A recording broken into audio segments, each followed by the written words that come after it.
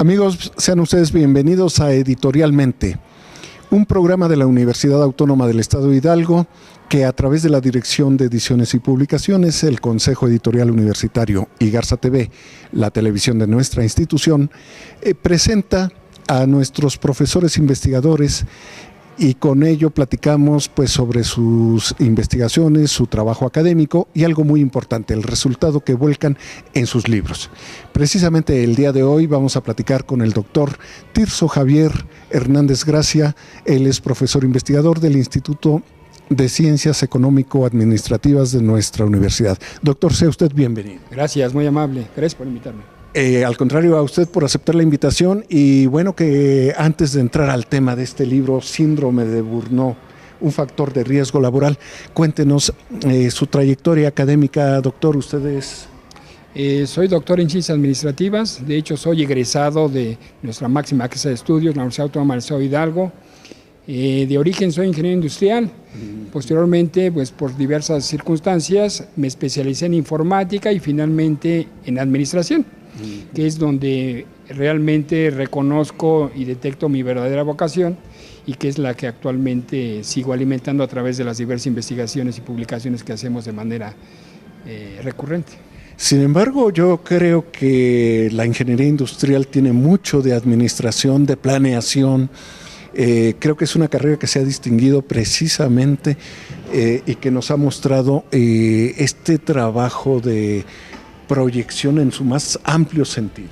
Por supuesto, no olvidar que el padre de la administración fue un ingeniero, ¿no? Sí. Entonces, pues realmente de ahí quizás parte de la vocación, además de que las diferentes teorías y modelos que son un eje fundamental, un soporte fundamental de la administración, pues provienen de diferentes teóricos, de diferentes, válgase la redundancia, áreas del conocimiento, ¿no?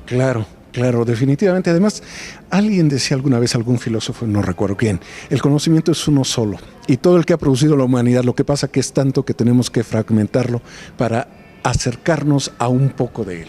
Así es. Yo creo que con esto pues queda más en claro, bueno, pues que mi vocación, a pesar de que al principio era un poco ingenieril, dedicada a la ingeniería industrial, pues poco a poco nos fuimos acercando al área de administración, que es en la que actualmente estamos y que por supuesto para mí ha sido un redescubrimiento, sí, porque de origen, insisto, estudié la ingeniería industrial, ¿no? Sí. Pero al leer trabajos de Frederick W. Taylor, que es el padre de la administración, pues me di cuenta de muchos aspectos muy importantes que tienen que ver en el ámbito administrativo, en donde nos desenvolvemos precisamente. Claro. Además, doctor, usted tiene un gran prestigio en el área de la administración de nuestra universidad como investigador.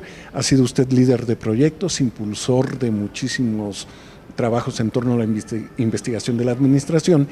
Y bueno, uno de esos casos lo vamos a presentar hoy. ¿Qué le dice a usted esta entrega al estudio, a la investigación y sobre todo a volcarlo en resultados? Pues yo creo que es muy importante, ¿no? Yo creo que la labor que hace un profesor investigador detrás de un producto ya finalizado pues es muy enorme, ¿no? Muy desgastante a veces, de mucho sacrificio, pero de nada serviría si no al final de una investigación podemos entregar un producto y darlo a conocer pues, a nuestros estudiantes, a nuestros académicos, colegas, al mundo académico, a la sociedad en general. Digo, porque realmente son resultados para nosotros muy importantes que de nada servirían si no los damos a conocer como hoy. Vuelvo a agradecer la oportunidad que nos dan de poder platicar acerca de esta obra, que por supuesto es resultado de un proyecto de investigación entre diversos colegas, tanto de mi cuerpo académico, de nuestra universidad, como de otras instituciones educativas hermanas. Claro, porque además yo creo que eso ha sido una ganancia importantísima, una aportación notable, que ya no se encierra uno en su institución ni en su cuerpo académico, se abre a otras posibilidades, se hacen investigaciones compartidas con otras instituciones. Eso me parece valioso y pues vamos a platicar. Nada más déjenme decirles que esta grabación la estamos haciendo esta transmisión la hacemos desde la librería Carácter de nuestra universidad en el pabellón universitario aquí en Ciudad del Conocimiento. Y bueno, es una librería, estamos en la sección de narrativa universal e hispanoamericana, y la verdad es realmente agradable estar en estos espacios, doctor. Decíamos antes de empezar el programa que luego no da mucho gusto porque ve uno tantos títulos y no nos da tiempo para leerlo. Sí, ¿no? Nos sentimos cobijados, ¿no? Con tantos Sí, libros sí. que verdaderamente, pues, la verdad muy a gusto, ¿no? De estar en espacios como estos, de nuestra máxima casa de estudios, que verdaderamente reflejan precisamente el quehacer de lo que hacemos los investigadores en todos los institutos y escuelas superiores que constan. Y resultado de la investigación y la planeación en la que ustedes nos han enseñado, porque es área que parte del instituto y del área de usted. Doctor, vamos a entrar en el tema del síndrome de burnout.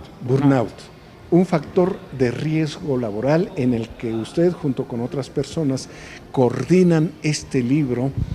Y bueno, para entrar en tema, burnout, ¿qué es? Es un proceso denominado así, burnout, un proceso, muchas personas creen que es un autor, es un proceso que se da en el ámbito de lo laboral, sobre todo, según tengo entendido. Cuéntenos, ¿qué es el síndrome de burnout? Bien, antes de dar respuesta, por supuesto, a su inquietud, a la interrogante, pues sí me gustaría un poquito contextualizar para nuestros amigos que nos están viendo o que nos pueden consultar para que más o menos pudiesen tener una idea clara de lo que es, antes de entrar directamente a lo que es el concepto de síndrome de burnout. Déjeme decirle que las estadísticas más recientes muestran que en México tenemos un alto índice de estrés laboral. O sea, es decir, hace aproximadamente 5 años se llevó a cabo un estudio dirigido precisamente por el Instituto Mexicano del Seguro Social, con una consultoría particular, Regus precisamente, en donde consultaron a la masa laboral, por supuesto, de muchas empresas aquí en México y de otros países, y desafortunadamente en México, del número de encuestados, de los miles de encuestados que participaron, el 75% de ellos salían con un alto índice de estrés laboral. Y ubicando al país en el primer lugar de todos los países consultados a nivel internacional. Caramba. Entonces, esto, bueno, pues es un indicador que nos dice precisamente de un problema que vivimos realmente desde hace ya algunos años. Así es, en nuestros ámbitos empresariales, específicamente en los trabajadores. Entonces, bueno, muchas veces, aunque lo sabemos de manera superficial, pero quizás no de manera más sensible y intensa como debería de ser, porque a final de cuentas lo más valioso que tenemos los seres humanos es nuestra salud. Exacto. Y a partir de ello partimos para hacer cualquier cosa, ¿no? Claro. Entonces, claro, la verdad sí es alarmante estos datos que indican que el estrés laboral en México ocupa un lugar muy, muy importante, ¿no? En deterioro, por supuesto, de la salud de los mexicanos, ¿no? Claro. Y bueno, ¿y por qué hablo del estrés? Porque a final de cuentas el burnout es un grado extremo del estrés. O sea, es una patología laboral exactamente que se deriva del estrés. El estrés, como nosotros sabemos, bueno, pues es un síntoma, ¿no?, que el ser humano padece, ¿no?, cuando es sometido a una serie, en este caso si lo enfocamos al ámbito laboral, pues a una serie de exigencias de tu mismo puesto de trabajo, ¿no? Muchas veces cuando tu puesto de trabajo demanda una cantidad, ¿no?, de energía de tu parte para poder atender todas las actividades que derivan precisamente de tu quehacer como trabajador, muchas veces estas te sobrepasan, ¿no? Claro. Entonces comienzas a sentir una serie de síntomas, ¿no?, que precisamente se conoce como estrés, ¿no?, que te mantienen estresado durante ciertos lapsos de tiempo. Aquí hablamos de dos momentos. Uno es ese estrés episódico, como se le conoce, pues es decir, es un estrés que se genera en un momento, en un lapso determinado. Una vez que cumples con esas exigencias laborales, disminuye, es decir, quita, digámoslo así. Puede ser relativamente pasajero y relativamente no peligroso. Exactamente. Ese es el concepto, ¿no? Entonces, ese estrés episódico disminuye, por supuesto, cuando tú has logrado responder favorablemente a esas demandas laborales.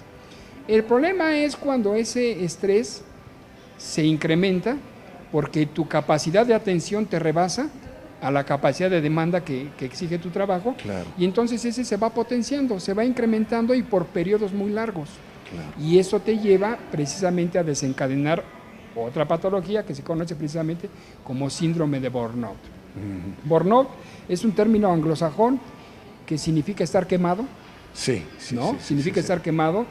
Es decir, una persona cuando llega a presentar ya el síndrome de burnout, ya no se puede hacer nada por ella, laboralmente hablando. Y el ejemplo más clásico que a veces yo pongo en las diversas conferencias o espacios donde he tenido la oportunidad de participar es de un resorte, ¿no? Si nosotros tenemos en nuestras manos un resorte y lo estamos tensionando, mientras no rebasemos los límites o propiedades exactamente de su elasticidad del resorte, pues el resorte siempre va a regresar a la normalidad. O sea, aquí la característica número 1, que no rebasemos los límites permisibles físicamente del resorte. Y por otro lado, que no lo mantengamos tenso tanto tiempo.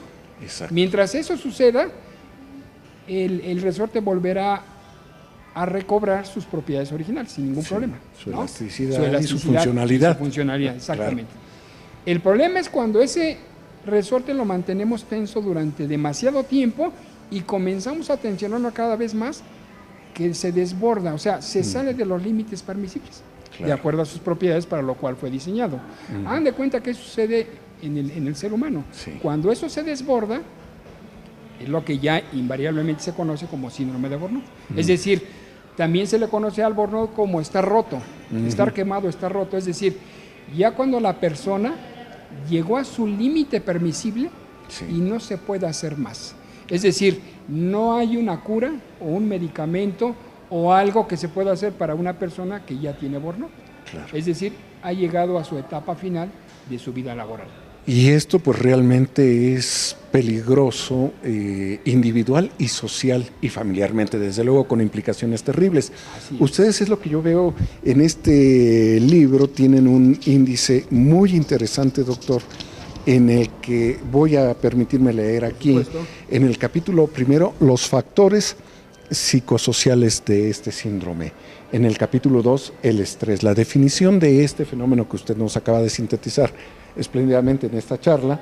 En el 3, el síndrome de burnout, donde usted justamente encabeza el equipo y nos lo describe. Finalmente vienen los modelos explicativos en el capítulo 4. En el 5, los modelos de medición del burnout. Y en el 6, estrategias preventivas y de intervención. Lo interesante, doctor, es que ustedes, aunque este fenómeno se venía presentando desde hace tiempo, se venía estudiando, sobre todo, por ahí creo que lo leí más en el ámbito de la medicina, de pronto ustedes involucran en una visión más integral el fenómeno y lanzan una advertencia muy interesante en este libro donde dicen, señores, esto no viene, ya está. Así es. ¿Qué es lo que nos está proponiendo en sus diversos capítulos este libro? Ok, bien, muy interesante su pregunta, maestro Marcial.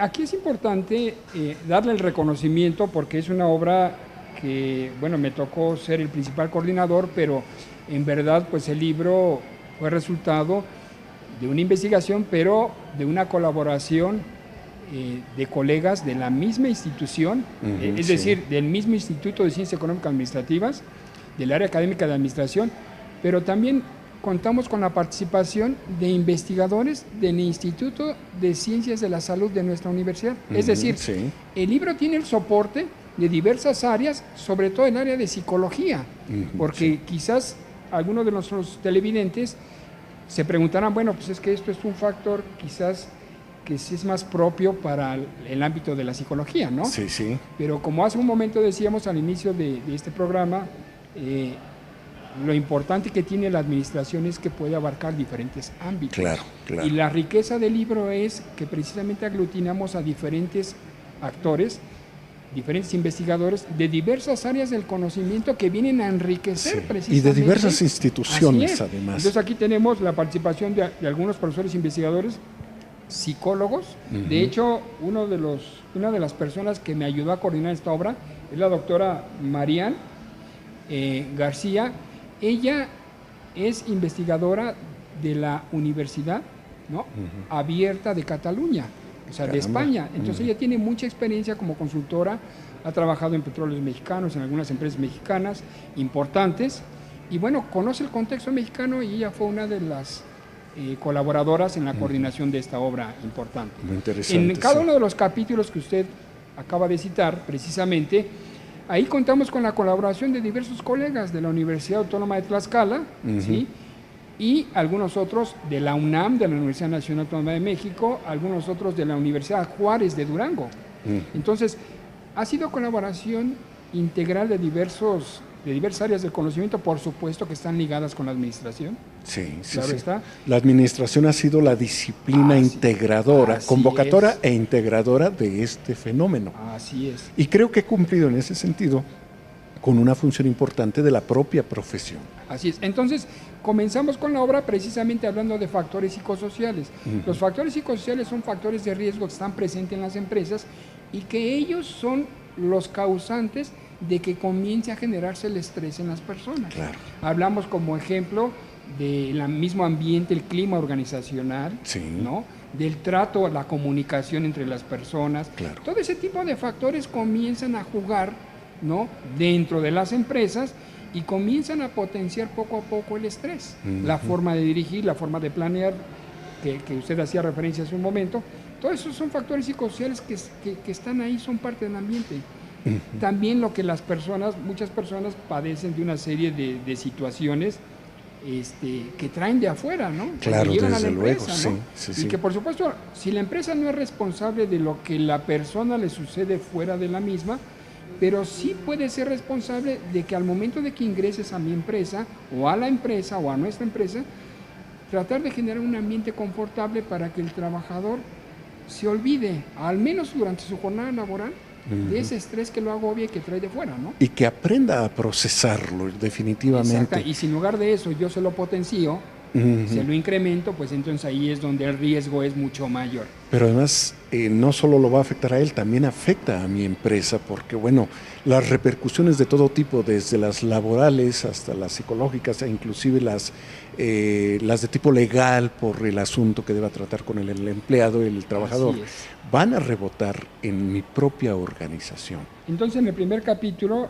bueno, las doctoras Andrómeda, el doctor Luis Enrique del área de ICSA, pues nos dan un panorama. Tratamos de que el libro, el lenguaje y algunos conceptos sean lo más simples, porque sabemos que bueno, el libro va dirigido a los estudiantes, al público abierto, a nuestra sociedad, a un empresario, claro. Que hay que tratar de utilizar términos no tan demasiado técnicos o rigoristas para que ellos puedan digerir de una manera más sencilla. Sin embargo, no le restan ustedes esencia y sustancia al tema y a la preocupación del tema. Así es. Entonces, en el primer capítulo, bueno, pues ahí se habla de esos factores psicosociales, hablan de dos modelos, el modelo biopsicosocial y hablan del modelo ambiental, que son fundamentales para entender lo que son los factores psicosociales.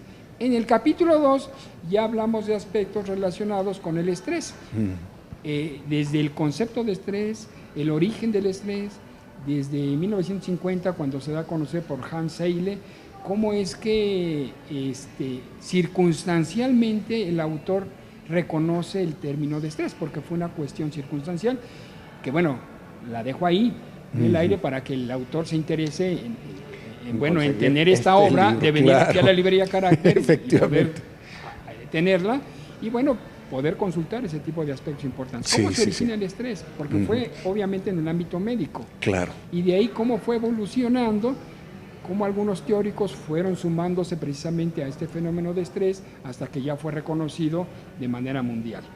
Eso trata el capítulo número 2. Ya en el capítulo número 3, en el capítulo número 2, que contamos con la participación de unos colegas de la Universidad Autónoma de Tlaxcala.